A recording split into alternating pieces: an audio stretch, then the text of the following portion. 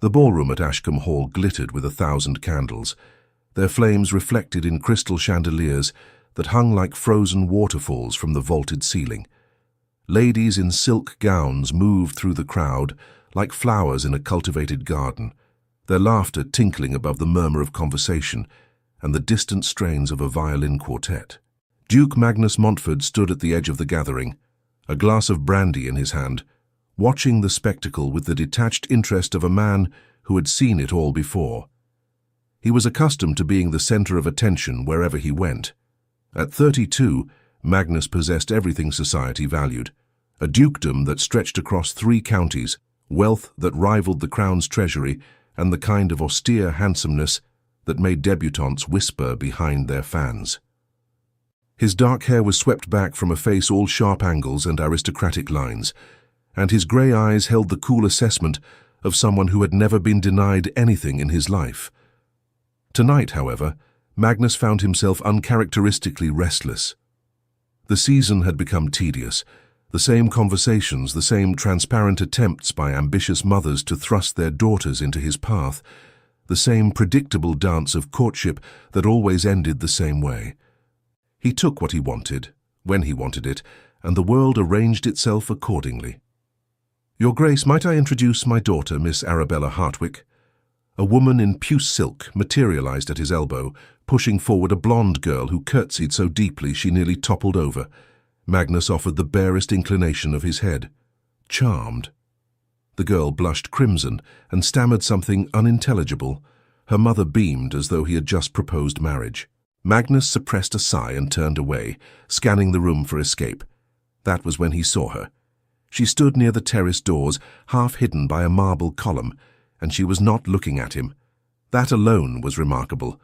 Every other woman in the room had her eyes fixed on him with varying degrees of subtlety, but this one seemed entirely absorbed in her conversation with an elderly gentleman whom Magnus recognized as Lord Pemberton, a notorious bore who could speak for an hour about crop rotation. The woman was striking rather than beautiful in the conventional sense. Her hair was a deep auburn, pulled back in a simple style that revealed the elegant line of her neck. Her dress was well made but not extravagant, a deep emerald silk that complemented her coloring without calling undue attention. What caught Magnus's interest was the way she carried herself, with a quiet dignity that suggested she was perfectly content in her own company. "Who is that?" he asked his companion, Lord Ashford, who was hosting the evening's entertainment. Ashford followed his gaze. "Ah, that's Miss Elizabeth Whitmore, daughter of the late Sir Geoffrey Whitmore. Good family, though they've fallen on harder times since his death. The estate went to a cousin, I believe. She lives with an aunt in Kent now. Why haven't I seen her before? She rarely comes to town. This is only her 2nd season, and she didn't attend many events during her first. Her mother passed when she was young, and there's no fortune for a dowry to speak of." Ashford gave him a knowing look. "Not your usual quarry, Magnus." Magnus didn't respond. He was already moving through the crowd, drawn by an impulse he didn't fully understand. As he approached, Lord Pemberton was in full flow about the merits of 4-field crop rotation versus the traditional 3-field system. The woman listened with apparent genuine interest, asking questions that suggested actual knowledge of agriculture. "Lord Pemberton," Magnus interrupted smoothly, "might I steal Miss Whitmore for a dance?" The elderly lord looked startled, then pleased. "Of course, Your Grace, of course." Elizabeth Whitmore turned to face him fully for the first time, and Magnus felt an unexpected jolt. Her eyes were the color of amber, intelligent and assessing. She didn't blush or simper or drop her gaze demurely. Instead, she regarded him with the calm appraisal one might give to an interesting painting in a gallery. "Miss Whitmore," he bowed, "would you do me the honor?" "I'm afraid I'm not dancing this evening, Your Grace." Her voice was low and musical, with a hint of something he couldn't quite identify. Amusement, perhaps. Magnus was so surprised he nearly laughed. No one refused him. Ever. "May I ask why not?" "I find dancing in crowds rather exhausting, and I was enjoying my conversation with Lord Pemberton immensely." She smiled at the old lord, who preened under her attention. "Then perhaps a turn on the terrace? The air is quite pleasant this evening." Elizabeth tilted her head slightly, considering. "Very well, Your Grace." A brief turn. They stepped out onto the stone terrace where lanterns cast pools of golden light among the shadows. Other couples strolled in pairs, but Magnus guided Elizabeth to a quieter corner overlooking the gardens. Below them, manicured lawns stretched into darkness, punctuated by the pale ghosts of marble statuary. "You don't care for dancing, Miss Whitmore, or simply not this evening?" Magnus asked, genuinely curious. "I enjoy dancing when the company is agreeable, and the purpose is pleasure rather than spectacle." She glanced back through the glass doors at the crowded ballroom. "These gatherings are often more about display than enjoyment." A cynic. How refreshing. "Not a cynic, Your Grace, a realist. There's a difference." Magnus found himself smiling despite himself. "And what do you think of what you see displayed here tonight?" "I think wealth and consequence create their own theatre, and most people are content to play their assigned roles." She looked at him directly. "Including you, I suspect." The boldness of it should have offended him. Instead, he felt intrigued. "You believe I'm playing a role? Aren't we all? You're playing the powerful duke who can have anything he desires. I'm playing the impoverished gentlewoman who should be grateful for your attention. But neither of us is particularly interested in our assigned parts, are we?" Magnus studied her face in the lantern light. There was no malice in her expression, only a kind of frank honesty that he found utterly novel. Most people told him what they thought he wanted to hear. This woman seemed determined to tell him the truth. "What would you prefer to be, Miss Whitmore, if not the impoverished gentlewoman?" "Simply myself, no performance required." Before he could respond, a new voice interrupted. "Elizabeth, there you are. Your aunt has been looking for you." A young woman appeared from the shadows, blonde and pretty in a conventional way with worried eyes. Elizabeth's expression softened immediately. "Thank you, Caroline. Please tell Aunt Josephine I'll be in momentarily." She turned to Magnus. "Your Grace, may I introduce my cousin, Miss Caroline Fletcher? Caroline, this is the Duke of Montford." Caroline curtsied deeply, her cheeks flushing. "Your Grace." Magnus bowed perfunctorily, his attention still on Elizabeth. "Perhaps we might continue this conversation at another time, Miss Whitmore."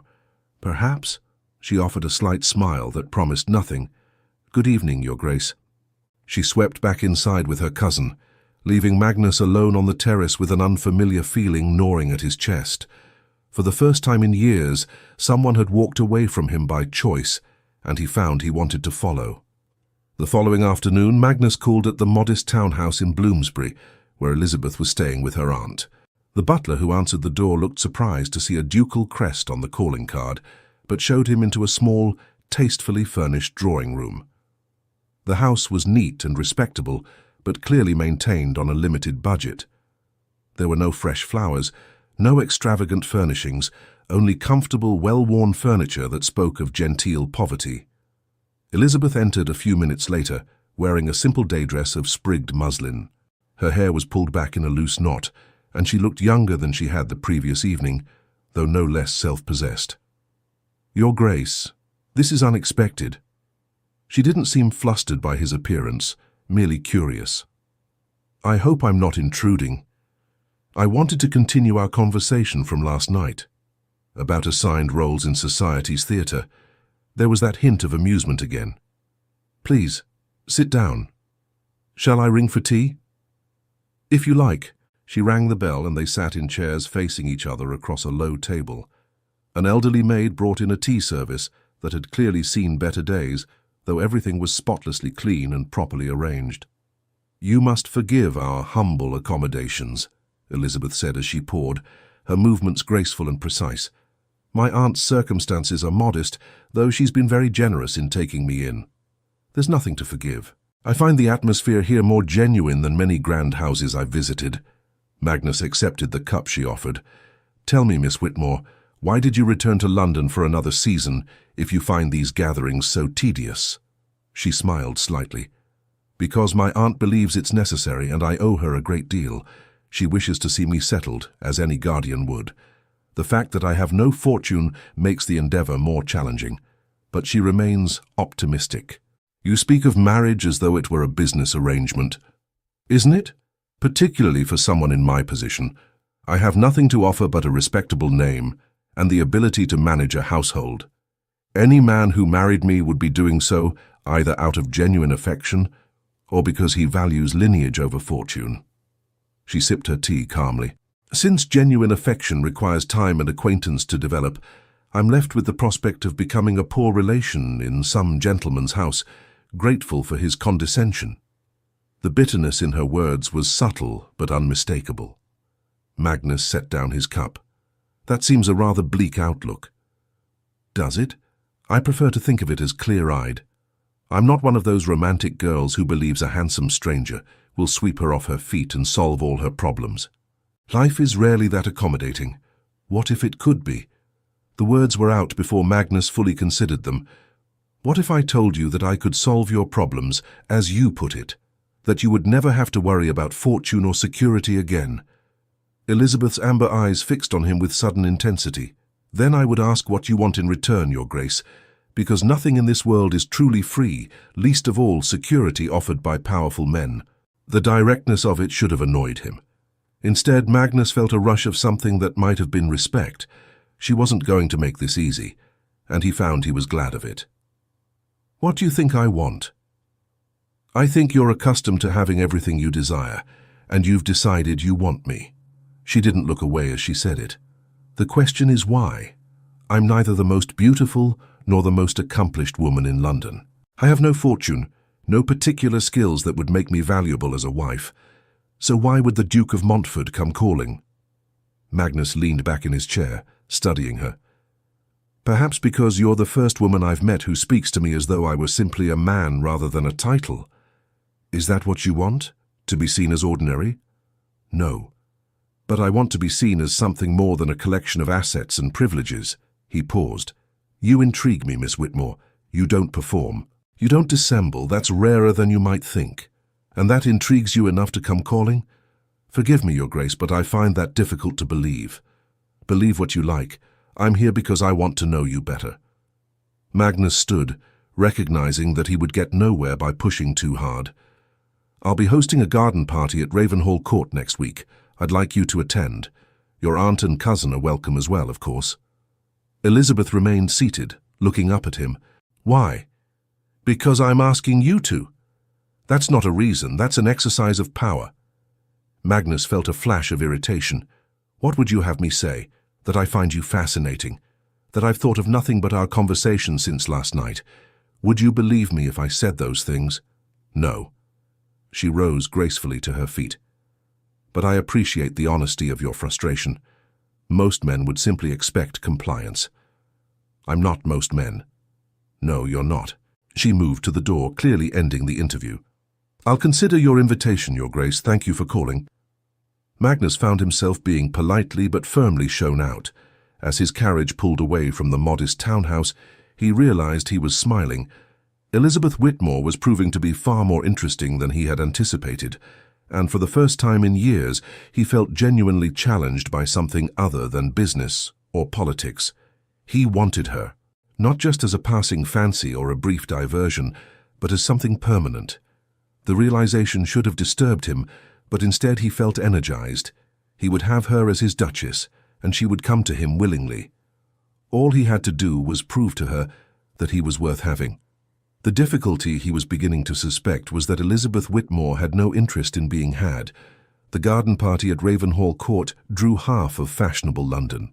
Magnus's estate in Surrey was one of the finest in England, with grounds designed by Capability Brown, and gardens that were famous throughout the realm.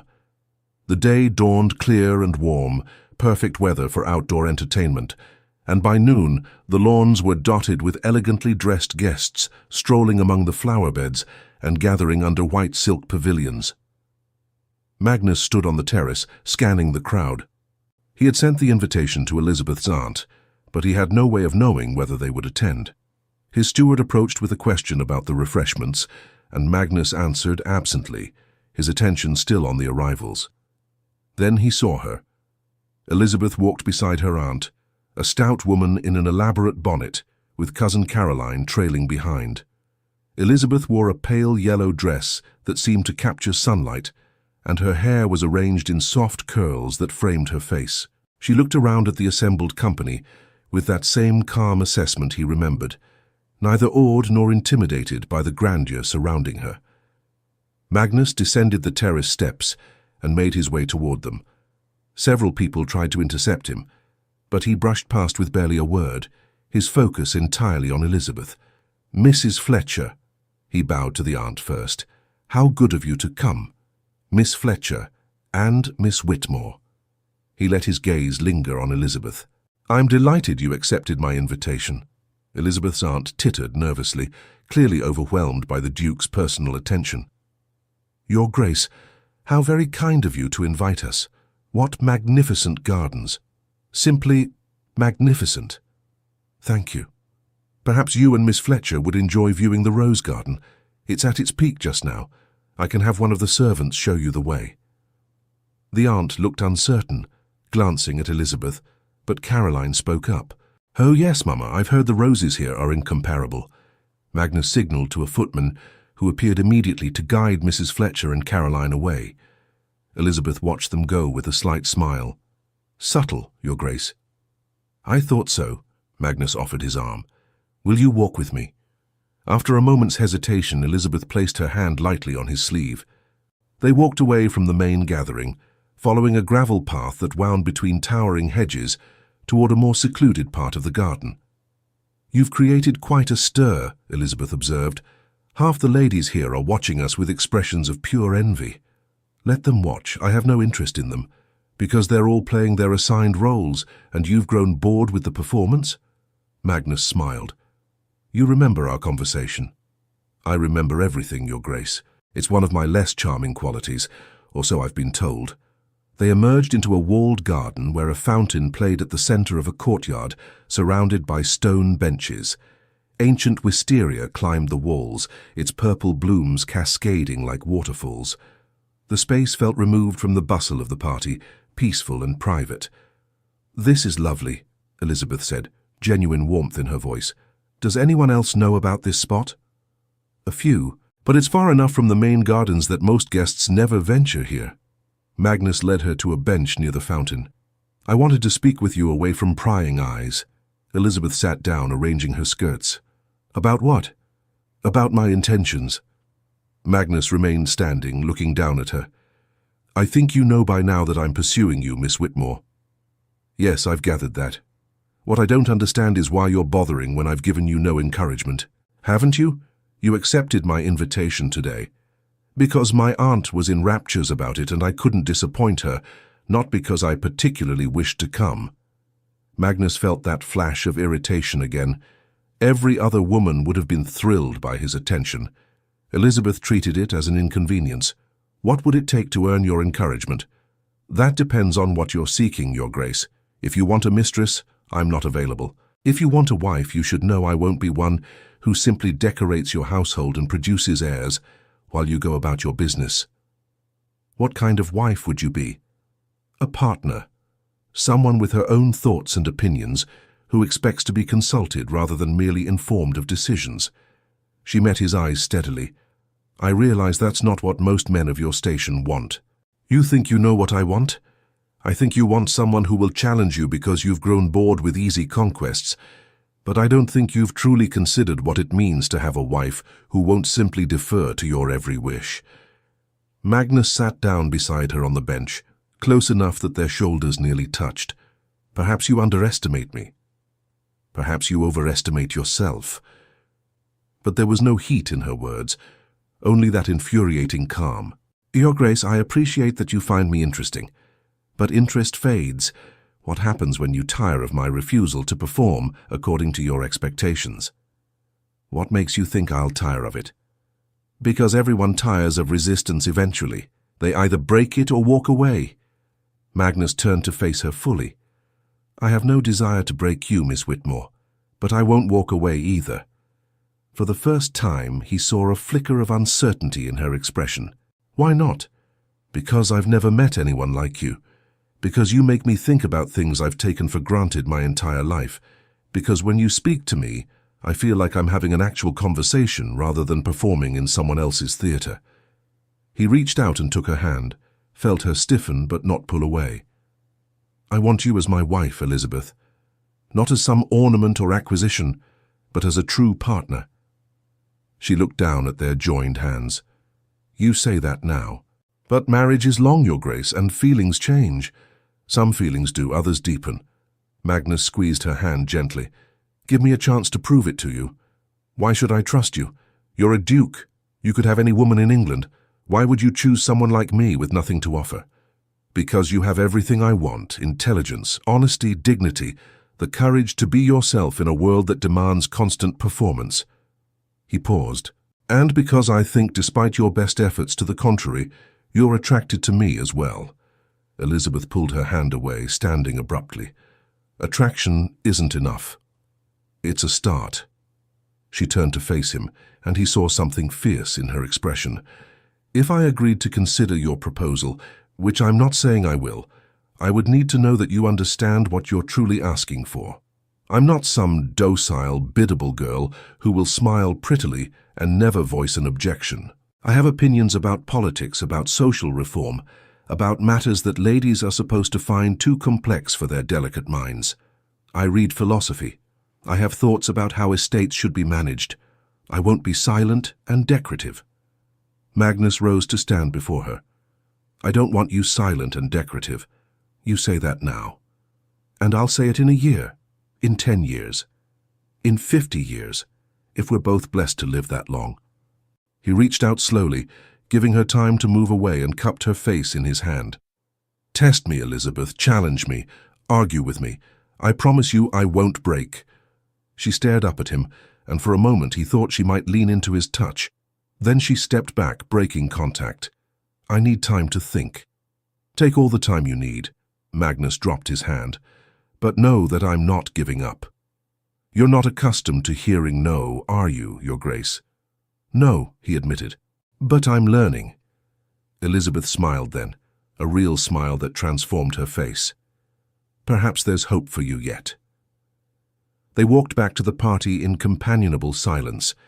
Magnus saw the speculative looks from other guests, the whispers behind fans, but he ignored them. Let them talk. Elizabeth was worth any amount of gossip. As he watched her rejoin her aunt and cousin, he felt something shift in his chest. This wasn't just about wanting her anymore. This was about needing her, about the future he could envision with her at his side. The realization should have frightened him, but instead it felt right. He would have Elizabeth Whitmore as his Duchess, and he would become the kind of man worthy of having her. The summer progressed in a series of carefully orchestrated encounters. Magnus found reasons to call at the Bloomsbury house, to send invitations to concerts and exhibitions, to appear at social events he knew Elizabeth would attend. He courted her with a persistence that bordered on obsession, but he was careful never to push too hard, never to demand more than she was willing to give. Elizabeth, for her part, seemed torn between attraction and caution. Magnus watched her watch him, saw the way her eyes followed him across crowded rooms, even as she maintained her careful distance. She asked him questions, probing questions about his life and his beliefs, testing him as she had promised she would. One evening at the theatre, Magnus arranged for them to have adjoining boxes. During the interval, he invited Elizabeth and her aunt to join him for refreshments. Mrs. Fletcher was easily distracted by an old friend, leaving Magnus and Elizabeth alone at the back of the refreshment room. "You're very persistent, Your Grace," Elizabeth said, accepting a glass of lemonade from him. "I prefer to think of it as determined." "There's a fine line between determination and obsession.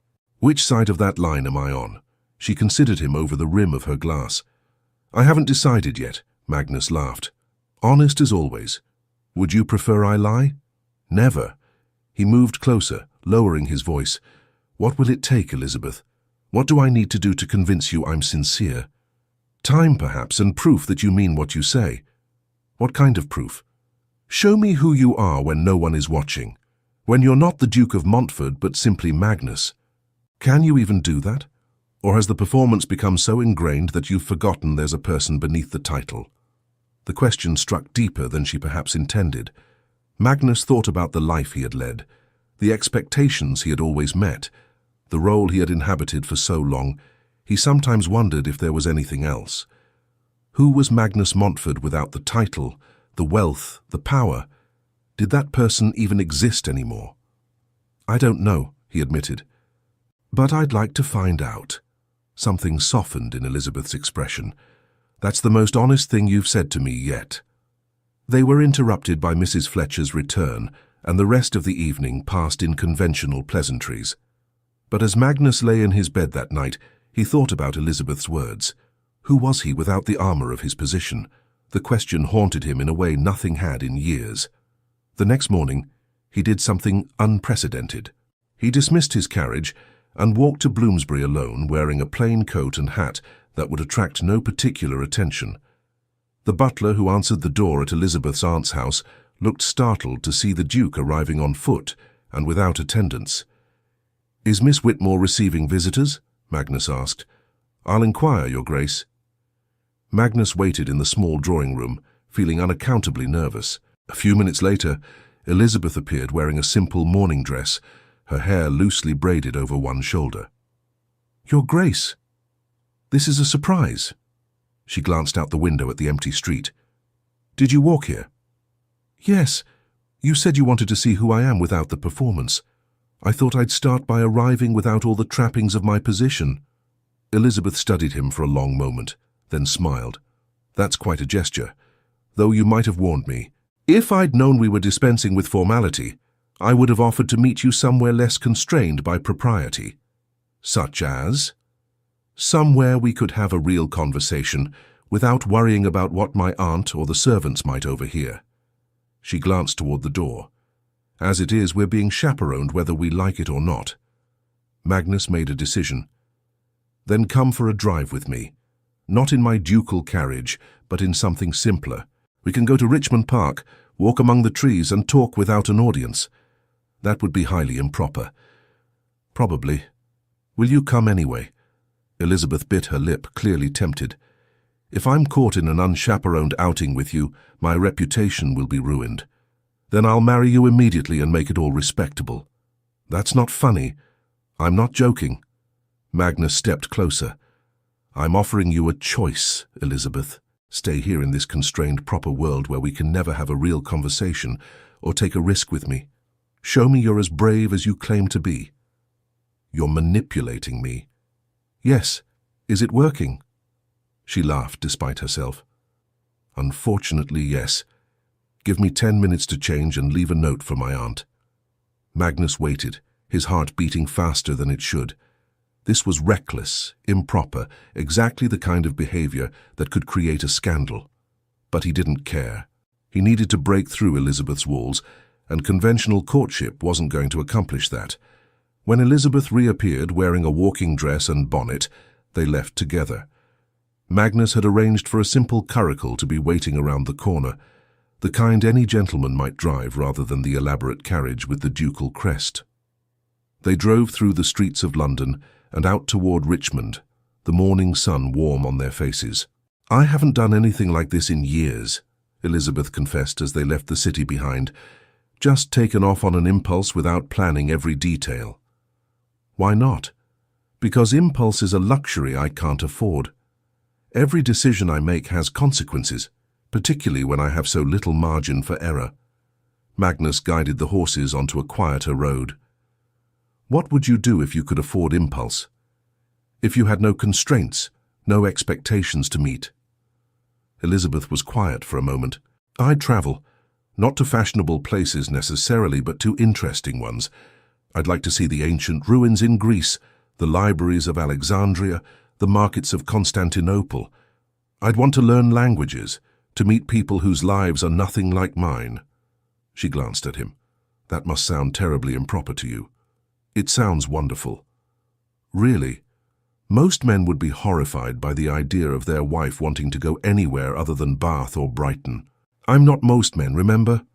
Magnus pulled the curricle to a stop near the entrance to the park. "What if I told you that, as my wife, you could do all of those things, that I would take you to Greece, to Egypt, to anywhere you wanted to go? I'd ask what you want in return." Magnus climbed down and came around to help her descend. "Your company, your conversation, your partnership in building a life together. They walked into the park, following a path that wound between ancient oak trees. The day was beautiful, the air scented with grass and wildflowers, and for the first time in his adult life, Magnus felt completely free of the weight of his title. "Tell me about yourself," Elizabeth said as they walked. "Not the Duke of Montfort, but Magnus. Who are you when you're not performing?" "Honestly, I'm not sure I know anymore." Magnus plucked a long blade of grass as they walked. "I inherited my title when I was 21. My father died suddenly, and I went from being a second son preparing for a career in the military to being a duke overnight. Everything changed. Every conversation, every interaction, every relationship became colored by my position. That must have been lonely." "It was. It is." He looked at her. "Until I met you. We barely know each other, Your Grace." "Magnus, please. When we're alone like this, call me Magnus." Elizabeth smiled slightly. "Very well, Magnus. But my point stands. You've idealized me in your mind. You don't really know who I am." "Then tell me. I want to know everything." They walked for hours, talking about their childhoods, their dreams, their fears. Elizabeth told him about growing up with a father who encouraged her education, about the libraries he let her raid, about the conversations they had about philosophy and politics over dinner. She told him about her mother's death, about the financial reversals that followed her father's passing, about the difficulty of maintaining dignity in reduced circumstances. Magnus, in turn, found himself revealing things he had never told anyone, about the pressure of his position, the constant awareness that every decision affected thousands of people, about the loneliness of power, the way people related to his title rather than to him, about his growing sense that the life he was leading wasn't really his own. "I understand that feeling," Elizabeth said quietly. They had stopped near a small pond where ducks paddled among lily pads. "Of being trapped by circumstances beyond your control, of playing a role that doesn't quite fit, but you haven't let it define you. You've maintained your sense of self." "Have I? Sometimes I wonder. Sometimes I think I'm just as much of a performer as anyone else. I perform being content with my circumstances. I perform being the dutiful niece who's grateful for charity. I perform being the sensible woman who doesn't dream of impossible things." Magnus reached out and took her hand. This time, she didn't pull away. "What impossible things do you dream of?" Elizabeth looked down at their joined hands. "Love. Real love. Not a convenient arrangement. A partner who sees me as an equal. Children who grow up knowing they're valued for who they are, not what they represent." She raised her eyes to his. "A life that's mine to shape, not one dictated by obligation and circumstance. I can give you that life. Can you? Or are you just another circumstance I'd have to bend myself around?" Magnus pulled her closer, his heart hammering. "Let me prove it to you. Marry me, Elizabeth, not because I'm a duke or because it would solve your financial problems. Marry me because we could build something real together." "Magnus, I love you." The words came out before he could stop them, raw and honest. "I know it's too soon. I know you'll say I can't possibly love someone I barely know. But I do. I love your honesty, your courage, your refusal to be anything other than yourself. I love the way you challenge me, the way you make me think about who I am and who I want to be. I love—" Elizabeth put her fingers against his lips, silencing him. "Stop. Please stop." Magnus froze, uncertain. Had he pushed too hard, revealed too much?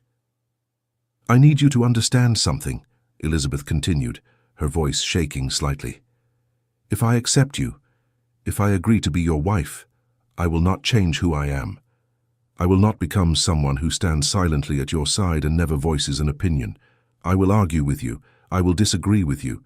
I will challenge your decisions and demand to be heard. I know, that's what I want." "Do you really?" "Because wanting an equal partner and actually living with one are very different things. What happens the first time I disagree with you publicly?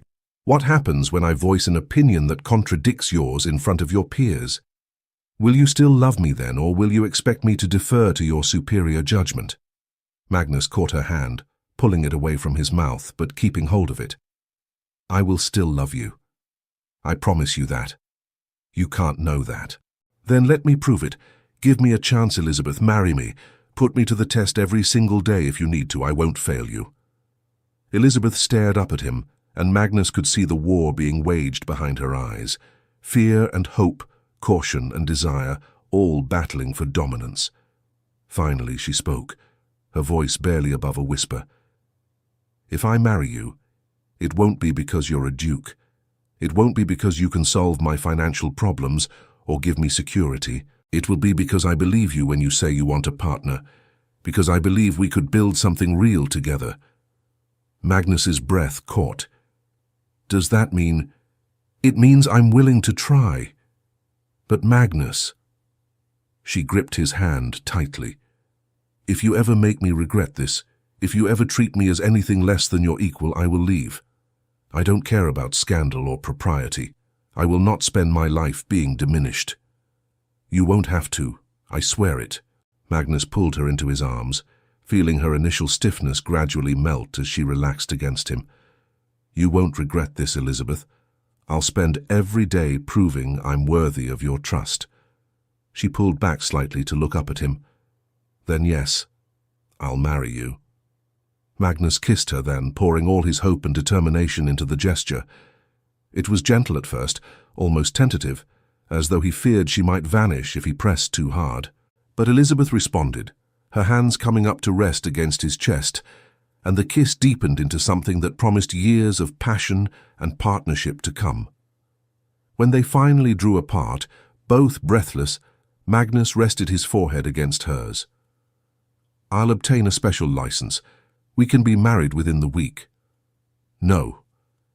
Elizabeth stepped back, though she kept hold of his hand. We'll do this properly. Announce our engagement. Allow for a respectable period. Plan a wedding. I won't have people saying I trapped you or that you acted rashly. Magnus wanted to argue, wanted to bind her to him immediately before she could change her mind. But he recognized the wisdom in her words. Very well. But I'm telling everyone who will listen that we're engaged. I'm not giving you a chance to reconsider. I won't reconsider. She smiled, and it was the first truly open, unguarded smile he had seen from her. Though I reserve the right to make your life difficult in the meantime, I wouldn't have it any other way.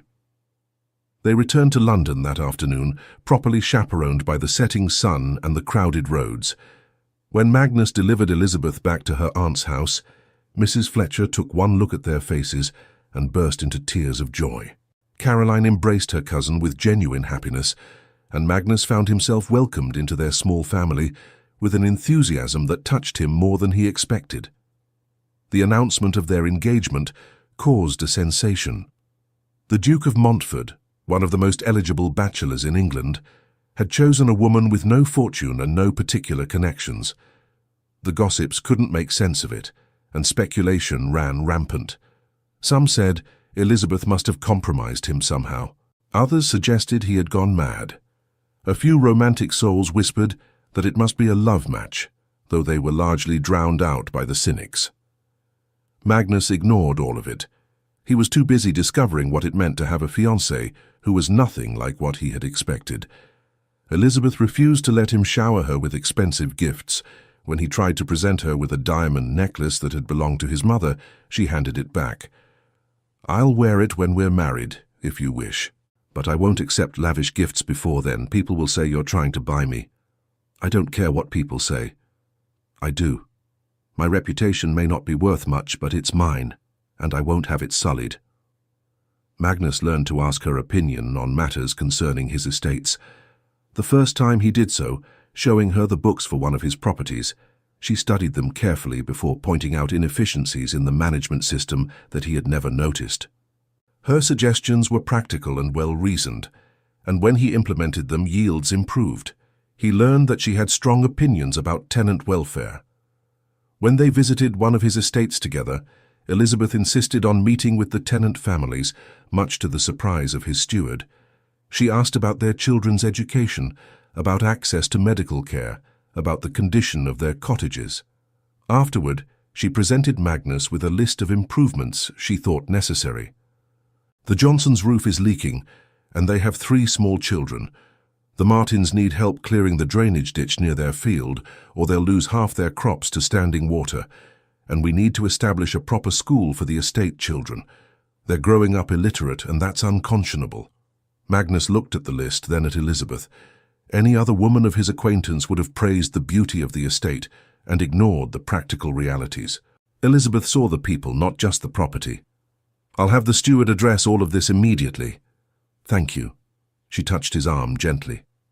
"This is what I meant about being partners. You have the power to improve lives. I want to help you use it well." Magnus pulled her into his arms, there in the privacy of the estate library. "Have I told you today that I love you?" Twice before noon, actually, but she was smiling as she said it. "Though I don't mind hearing it again. I love you, and I'm in awe of you." "Don't be in awe, just be with me." Elizabeth kissed him softly. "That's all I ask." But not everything was smooth sailing during their engagement. They had their first serious argument 3 weeks before the wedding, over a matter that seemed trivial on the surface but revealed deeper tensions. Magnus had arranged a dinner party at his London residence to introduce Elizabeth to some of his closest friends and political associates. The evening had been going well until the conversation turned to the question of parliamentary reform. One of Magnus's colleagues, Lord Devonshire, made a dismissive comment about extending voting rights to more of the population. "It would be chaos," Devonshire declared. "The common man hasn't the education or temperament for political decision-making. Better to leave such matters to those qualified to handle them." Magnus noticed Elizabeth's expression tighten, but before he could speak she responded, "I find that argument rather circular, Lord Devonshire. You say the common man lacks education, yet who controls access to education? The same men who claim the uneducated shouldn't have a voice. It's a convenient way to maintain power while claiming to protect the people from their own inadequacy." The table went silent. Devonshire's face reddened. "Miss Whitmore, I hardly think you understand the complexities involved in matters of state." "Don't I? Perhaps you should explain them to me then. Use small words, since I'm just a woman and couldn't possibly grasp the intricacies of political philosophy." Magnus felt torn between amusement at Elizabeth's sharp wit and concern about offending his friends. "Elizabeth, perhaps we should discuss this another time." She turned to him, her amber eyes flashing. "Why? Because it's inappropriate for women to express political opinions? Or because I'm disagreeing with your friend? Because this is a dinner party, not a parliamentary debate. So I should smile prettily and change the subject to something more suitable for feminine conversation." Elizabeth set down her fork with deliberate care. "Forgive me, Your Grace. I thought you wanted a partner, not an ornament." She rose from the table, inclined her head to the assembled guests, and left the room. Magnus sat frozen, aware that every eye was on him. Devonshire cleared his throat awkwardly. "Well, your fiancée certainly has spirit." "Yes, she does." Magnus threw down his napkin and stood. "If you'll excuse me." He found Elizabeth in the library, standing by the window with her arms crossed. She didn't turn when he entered. "You wanted me to be silent." Her voice was tight with anger and hurt. "No, I wanted you to show some restraint." Magnus closed the door behind him. "Devonshire is an old friend. You embarrassed him." "He embarrassed himself with his narrow-minded views."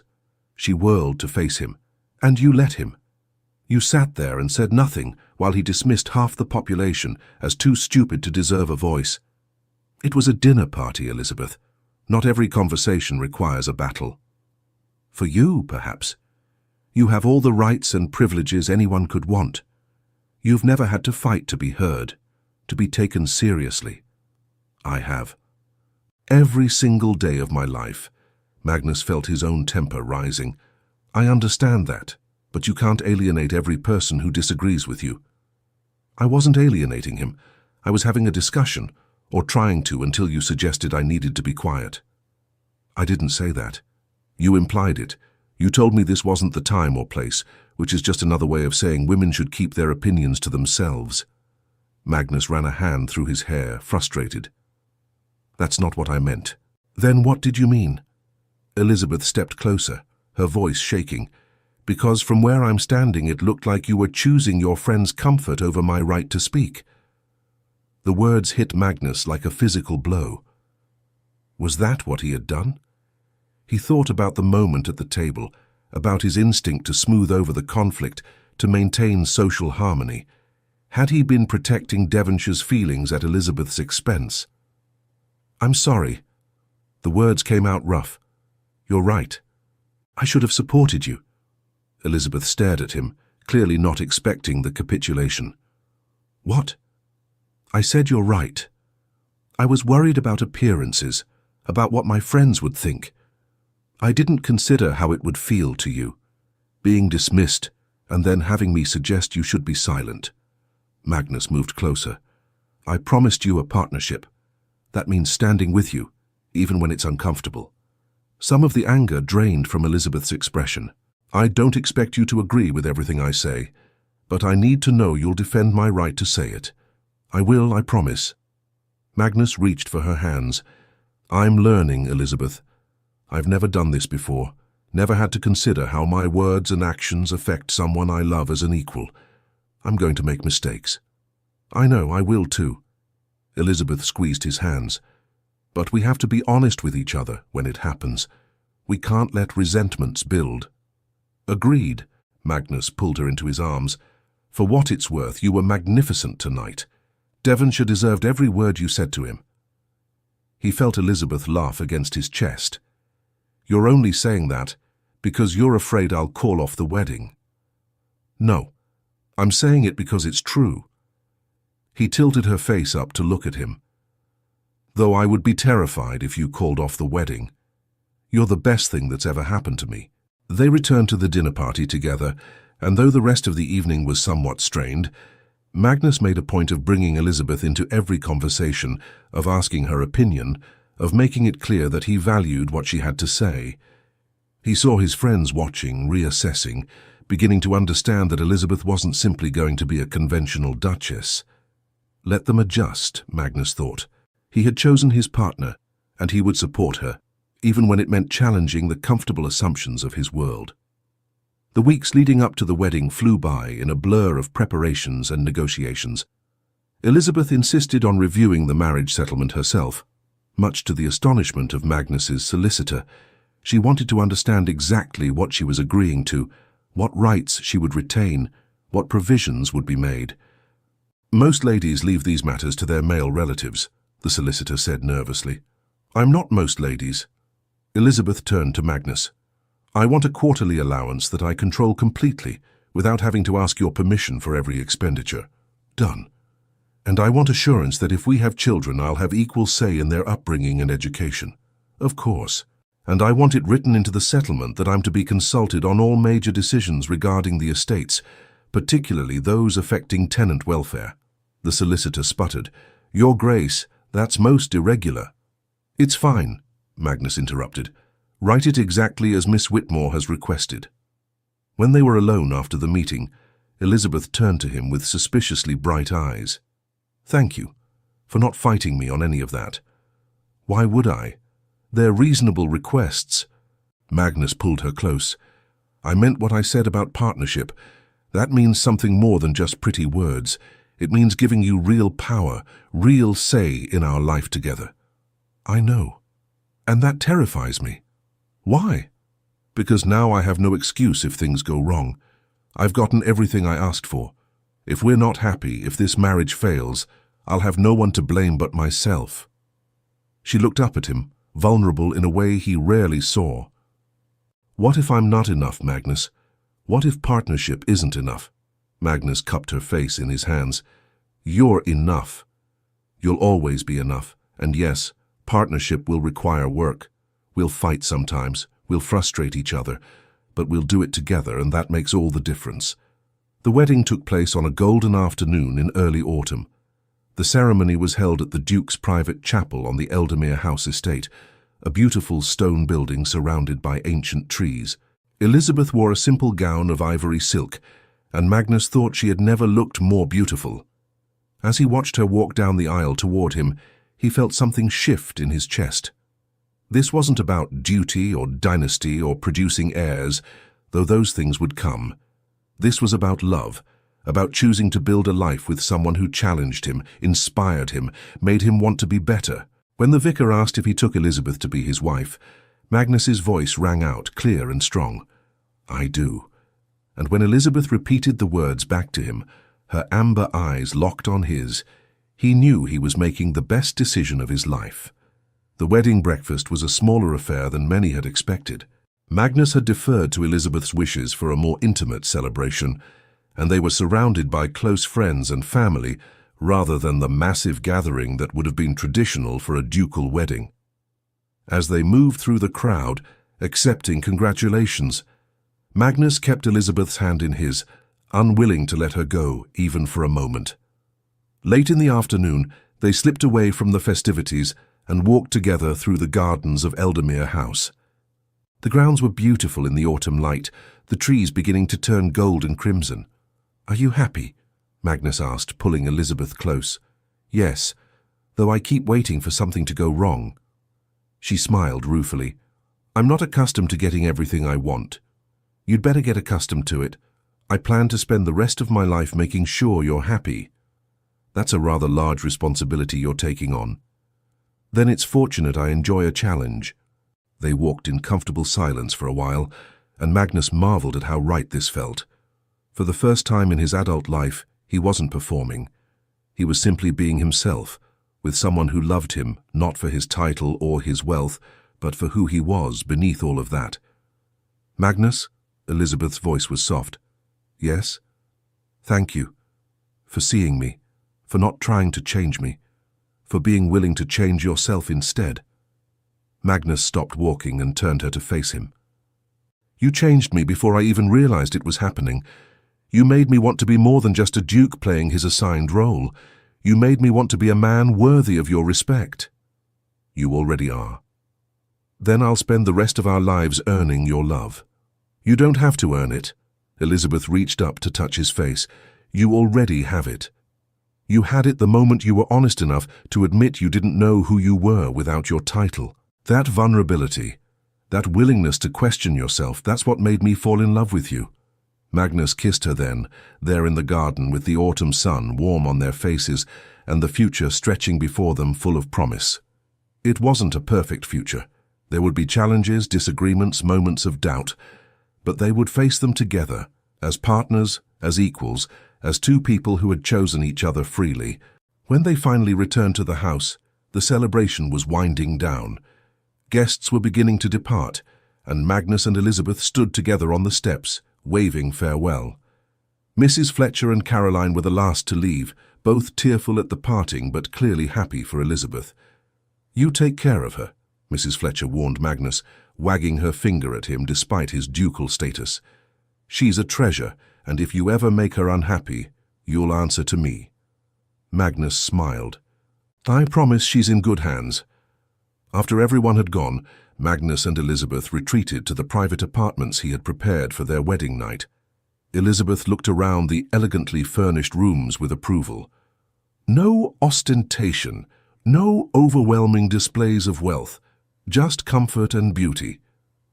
"I remembered what you said about preferring substance to display." Magnus came up behind her and wrapped his arms around her waist. "Though I confess I wanted to fill the rooms with roses and jewels, and every beautiful thing I could find, just to see your expression." Elizabeth leaned back against him. "I prefer this. It feels like a home, rather than a showplace." They spent their first night as husband and wife talking until the candles burned low, sharing dreams and fears and hopes for the future. Magnus told her about his plans to reform the management of his estates, to implement the changes she had suggested about tenant welfare and education. Elizabeth shared her ideas about establishing schools and improving healthcare access for the people who lived on their lands. "We could actually make a difference," she said, her eyes bright with enthusiasm. "We have the resources, the influence. We could show other landowners that treating people well isn't just morally right, it's practically sound." Magnus loved watching her like this, animated and passionate about making the world better. "Then, that's what we'll do. Together." The following months proved to be both challenging and rewarding. True to her word, Elizabeth involved herself in every aspect of managing the estates. She visited tenants regularly, established a school for their children, and consulted with doctors about improving healthcare access. Some of Magnus's neighbours disapproved of such an active duchess, but Magnus didn't care. He was too busy watching his wife transform their lands into a model of progressive management. Their first serious test came when Magnus was invited to speak before Parliament on agricultural reform. The night before the speech, he showed Elizabeth his prepared remarks. She read through them carefully, then looked up with a frown. "These are good points, but you're being too cautious. You're trying not to offend anyone, and in the process, you're not saying anything meaningful." Magnus felt defensive. "I have to maintain relationships with these men. I can't alienate them." "Why not? If they're wrong, why does their comfort matter more than the truth?" "Because that's how politics works, Elizabeth. You have to build alliances, maintain goodwill. Or you could lead. You could say what needs to be said and trust that the right people will follow." They argued for an hour, their voices rising as they debated the merits of pragmatism versus principle. Finally, Magnus threw up his hands in frustration. "You don't understand how these things work." "Don't I? Or do I understand all too well, and you don't like hearing it?" Magnus stalked to the window, staring out at the night. He wanted to be angry with her, to insist she was wrong. But as he stood there, he realized she was right. He was being cautious, trying to please everyone, and in the process, saying nothing of substance. He turned back to find Elizabeth watching him with a mixture of concern and determination. "Help me," he said finally. "Help me make this speech something that matters." They worked together until dawn, rewriting the speech to be bolder, more direct, unafraid to challenge the status quo. When Magnus delivered it the next day, it caused an uproar. Some members of Parliament were furious, but others approached him afterward to express support, to say they had been waiting for someone with the courage to speak plainly. That night, Magnus found Elizabeth in their private sitting room, reading by the fire. "You were right," he said, settling into the chair beside her. "About the speech. About everything." Elizabeth marked her place in the book and set it aside. "Was it very terrible?" "Actually, it was rather liberating. I've spent so much of my life trying to keep everyone happy, trying to maintain the status quo. Speaking my mind felt like breaking free." "Good." She reached over and took his hand. "Because that's who I need you to be. Not the Duke who plays it safe, but the man who stands for something, even when it's difficult. I couldn't do it without you." "Yes, you could, but I'm glad you don't have to." As their first year of marriage progressed, Magnus and Elizabeth settled into a rhythm that worked for them. They didn't always agree. They argued regularly, sometimes fiercely, about everything from estate management to social policy, to which rooms in the house needed redecorating. But they always listened to each other, always worked toward compromise, always remembered that they were partners. Magnus found himself changing in ways he never expected. He became more willing to question assumptions, to challenge traditions that didn't serve any useful purpose. He started consulting Elizabeth on everything, valuing her perspective even, especially, when it differed from his own. Elizabeth blossomed in her role as Duchess. She used her position to advocate for causes she cared about, from education reform to improved working conditions for labourers. Some members of society disapproved of such an outspoken Duchess, but others were inspired by her example. One evening, as they dressed for dinner, Magnus watched Elizabeth in the mirror as she arranged her hair. She caught his eye and smiled. "What are you thinking about?" "About how you've transformed my life, about how I can't imagine existing without you." That's rather intense for a Tuesday evening. But she was pleased, he could tell. Magnus came up behind her, wrapping his arms around her waist. "Do you remember when I told you millions of women would kneel at my feet?" "I do. You were terribly arrogant." "I was, but you saw through it. You challenged me to be more than just power and privilege." He met her eyes in the mirror. "I thought I wanted someone who would kneel, but what I needed was someone who would stand beside me, someone who would refuse to be diminished, who would demand that I rise to meet her rather than expecting her to shrink to fit my expectations." Elizabeth turned in his arms. And what if I told you that sometimes I still want to kneel, not in submission, but in love? Because being your equal doesn't mean we can't be vulnerable with each other, doesn't mean we can't show softness and need. Magnus understood what she was saying. Partnership didn't mean constant strength, constant assertion. It meant being able to show weakness, to ask for support, to lean on each other when necessary. "Then I would kneel with you," he said softly. "Because that's what partners do. We lift each other up when we're strong, and we hold each other when we're not." They stood there together, wrapped in each other's arms, and Magnus felt profound gratitude for the journey that had brought them here. He had started out thinking he wanted someone to possess, to control. Instead, he had found someone who insisted on being his equal, and in doing so had helped him become more than he ever could have been alone. The seasons turned, and Magnus and Elizabeth built a life together that was nothing like what either of them had expected, but everything they needed. They traveled as Elizabeth had always dreamed of doing, spending months exploring ancient ruins and foreign cities. They continued their work on the estates, implementing reforms that improved the lives of hundreds of families. They hosted gatherings where ideas were debated freely, where women's voices were welcomed and valued.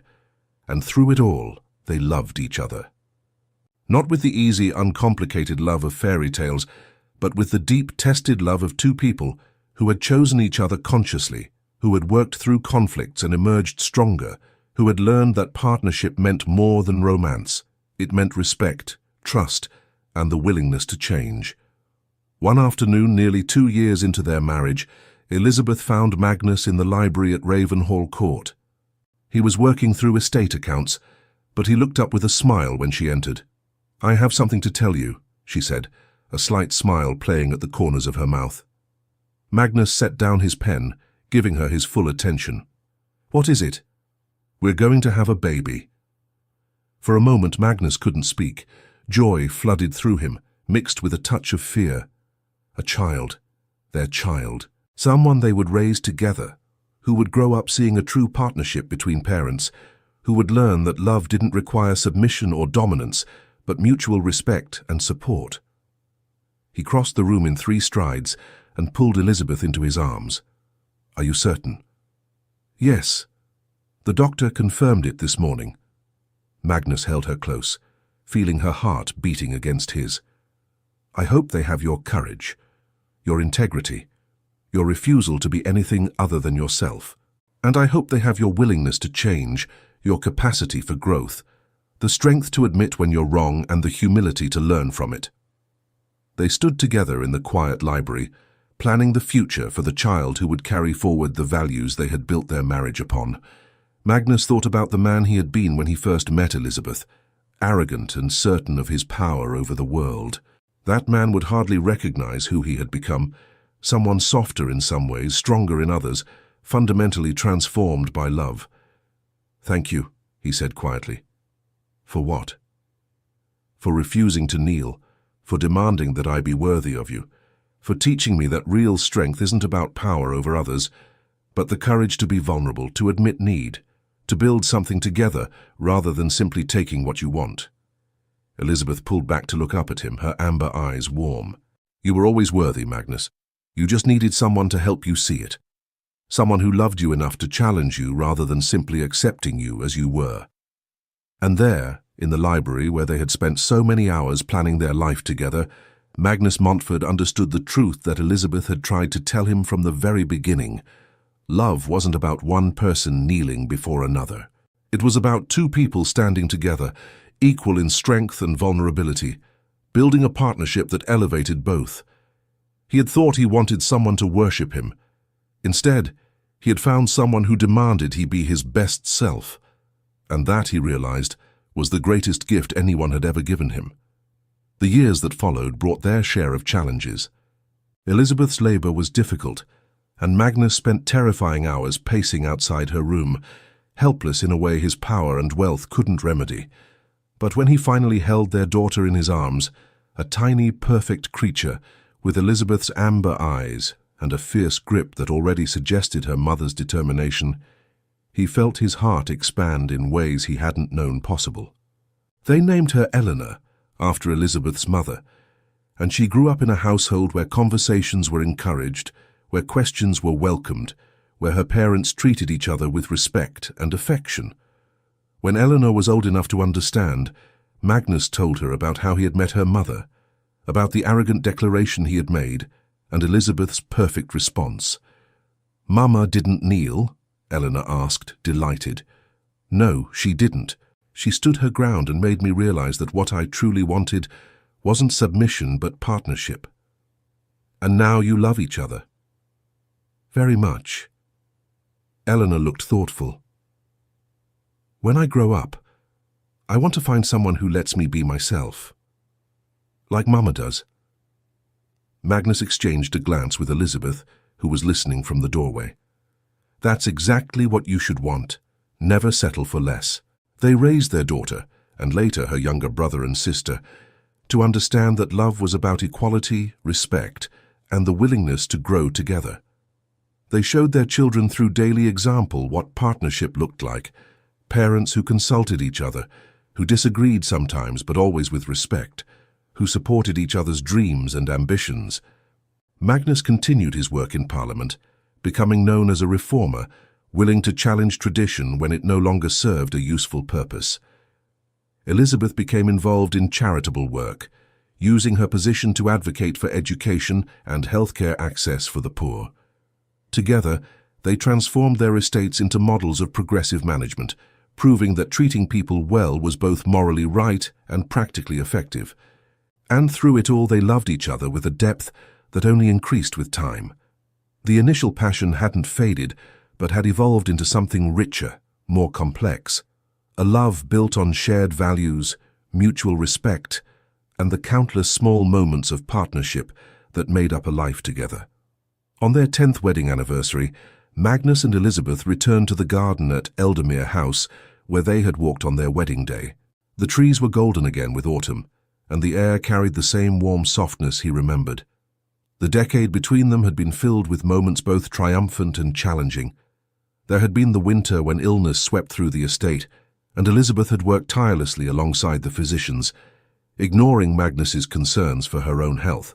He had watched her move from cottage to cottage, bringing medicine and comfort, her determination unwavering even as exhaustion shadowed her eyes. In those dark weeks, Magnus had learned what true courage looked like, and it wore his wife's face. There had been the parliamentary battle over education reform, when Magnus had proposed legislation to establish free schools for children of all classes.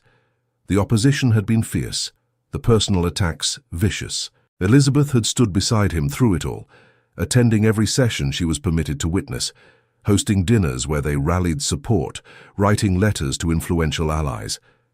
When the bill finally passed, youngest Catherine had asked why all children couldn't go to school, and they had spent hours discussing social inequality and what they could do to address it.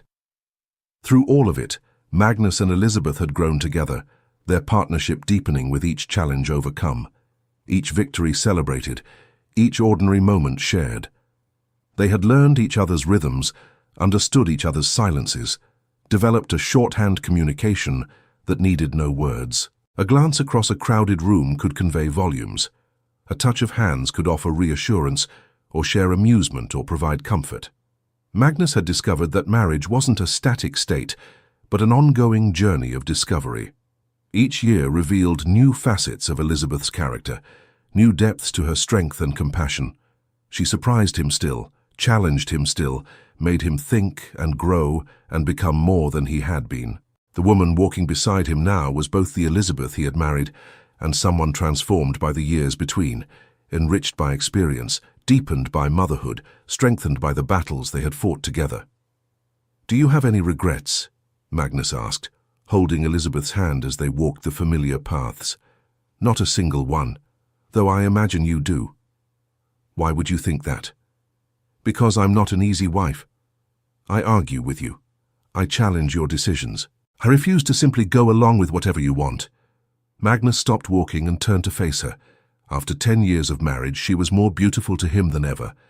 There were tiny lines at the corners of her eyes now, evidence of years of laughter and thought. Her auburn hair was threaded with a few silver strands, and her amber eyes still held the same intelligence and determination that had first captured his attention. "Those aren't reasons for regret," he said. "They're reasons for gratitude. You've made me a better man, Elizabeth, a better duke, a better father, a better human being. You taught me that real strength isn't about dominance, but about having the courage to be vulnerable, to admit mistakes, to grow and change. You taught me some things too," Elizabeth said softly. "You taught me that it's possible to be loved without losing myself. That partnership doesn't mean surrendering who I am, but finding someone who values exactly that. You gave me freedom by refusing to cage me." Magnus pulled her close, breathing in the familiar scent of her hair. "I love you, just as much as I did the day we married. More, actually, because now I know the reality of you, not just the promise. And I love you, for who you were, for who you've become, for who we are together." They stood there in the garden, two people who had found each other against the odds, who had built something real and lasting through choice and effort and love. Magnus thought about the man he had been, standing in that ballroom making arrogant declarations about power and submission. That man seemed like a stranger now. Elizabeth had been right to refuse him, to demand more, to insist he become worthy of her. In doing so, she had given him the greatest gift imaginable, the chance to become his best self, to build a life of meaning and purpose, to understand that real love wasn't about one person kneeling before another, but about two people standing together, equal and strong. "What are you thinking about?" Elizabeth asked, looking up at him. "About how grateful I am that you said, 'Then what are you waiting for?'" Magnus smiled. "Those words changed my life. They changed both our lives, because they forced you to answer the question, what was I waiting for? And the answer was someone who wouldn't kneel, someone who would demand I be better, do better, love better. And I found her. We found each other." Elizabeth kissed him softly, "and we built something neither of us could have created alone." As the sun set over Eldermere House, painting the sky in shades of gold and crimson, Magnus and Elizabeth Montford walked back toward their home, hand in hand. They had weathered storms together, celebrated triumphs together, and through it all had maintained the partnership that was the foundation of their love. Magnus had learned that power wasn't about making others kneel, but about lifting others up. That love wasn't about possession, but about partnership. That the strongest relationships were built not on submission, but on mutual respect and the willingness to change for each other. And Elizabeth had learned that opening her heart didn't mean losing herself. That being loved fully and completely was possible without sacrificing her independence. That partnership meant being seen, being valued, being cherished for exactly who she was. Together they had created a legacy that would outlast them both, a family built on love and respect, estates managed with compassion and wisdom, and a model of marriage that challenged every conventional expectation. Their children would carry forward the values they had lived, that every person deserved dignity and opportunity, that love was about equality, not dominance, that the courage to be vulnerable was the greatest strength of all. As they reached the house, where candlelight glowed in the windows and their children waited inside, Magnus paused and looked back at the garden one last time. He thought about that first conversation with Elizabeth on the terrace at Ashcombe Hall, about her calm refusal to play the role assigned to her, about the journey that had brought them to this moment. The path hadn't always been smooth. There had been seasons of doubt, moments when the weight of responsibility felt crushing, times when they had hurt each other without meaning to. Magnus remembered the argument they'd had after the loss of their second pregnancy, when grief had made them both raw and defensive. He had wanted to fix her pain, to solve it as he solved every other problem, and Elizabeth had needed him to simply sit with her in the sorrow. It had taken weeks for them to find their way back to each other, weeks of careful conversations and tentative reconciliations. But they had emerged from that darkness with a deeper understanding of each other's needs, a more profound appreciation for the fragility and strength of their bond. He thought of the political scandal that had nearly destroyed his reputation when a rival had spread rumors about mismanagement of his estates. Elizabeth had been the one to uncover the truth, spending weeks poring over accounts and interviewing tenants, building an irrefutable case that had vindicated him completely. She had saved him, not because she was obligated to, but because she was his partner in every sense of the word. Magnus thought too of the quieter moments that had defined their marriage. Mornings spent reading side by side in their private sitting room, comfortable in companionable silence. Evenings walking through the gardens, discussing everything from philosophy to estate management to their children's futures. Nights when passion flared between them with an intensity that hadn't diminished with time. When they came together, not just physically but spiritually, two souls truly united. And the countless small kindnesses that made up a life together. Elizabeth bringing him tea when he worked late, Magnus arranging flowers for her writing desk, the notes they left for each other, the inside jokes that made them laugh, the shared glances that said, "I love you," without words. Their marriage had become the foundation upon which everything else was built. The reforms they implemented, the causes they championed, the children they raised, all of it flowed from the partnership they had created. They had proven that a marriage of equals could be not just functional but extraordinary, that two strong individuals could build something greater together than either could achieve alone. "I wouldn't change a single thing," he said quietly. "Not one moment, not one argument, not one challenge. It all brought us here. Even the part where you were insufferably arrogant," Elizabeth teased. "Especially that part, because it gave you the chance to put me in my place. Which you desperately needed." "Which I desperately needed," Magnus agreed. He pulled her close one more time before they went inside. "I love you, Elizabeth Montford, my partner, my equal, my heart." "And I love you, Magnus Montford, the man who learned to kneel not in submission but in love, the man who proved that real strength means choosing partnership over power." They went inside together, toward the warmth and light of home, toward their children and the life they had built, toward a future that was theirs to shape together.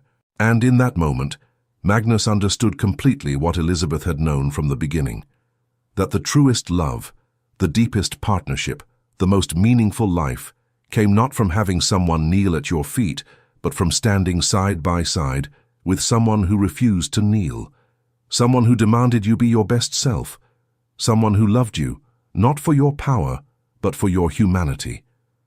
That was the real gift Elizabeth had given him, not her submission, but her strength, not her compliance, but her challenge, not the performance of love, but the reality of it, messy, difficult, transformative, and absolutely worth every moment.